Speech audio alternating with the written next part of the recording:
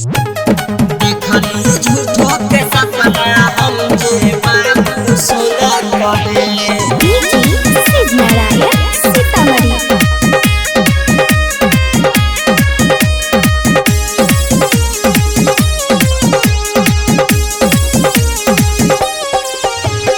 देखली झूठो के सपना हम जे बाबू सोना कहे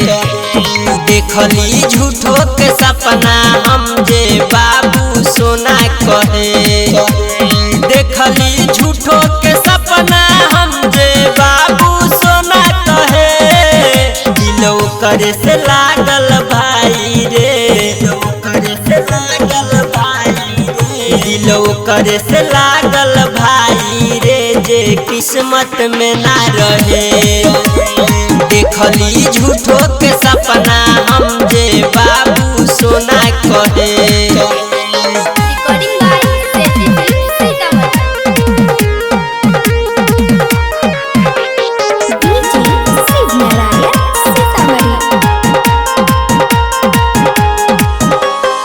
जिंदगी में हमारा आइलऊ बन के हवा के झोंका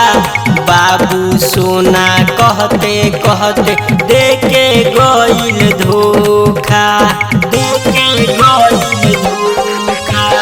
जिंदगी में हमारा आइलऊ बन के हवा के झोंका बाबू सोना कहते कहते देके गइल धोखा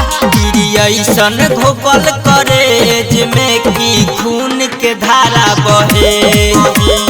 देखली झूठो के सपना हम जे बाबू सोना कहे देखली झूठो के सपना हम जे बाबू सोना कहे डीजे शिव नारायण सीतामढ़ी।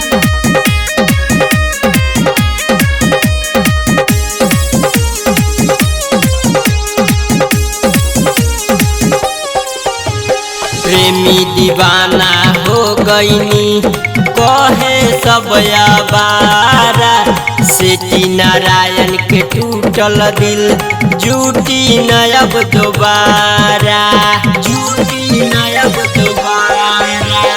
प्रेमी दीवाना हो गईनी कहे सब आवारा सेठी नारायण के टूटल दिल जूटी नयब दोबारा दिले बायसन जखम की दर्द न तन को सहे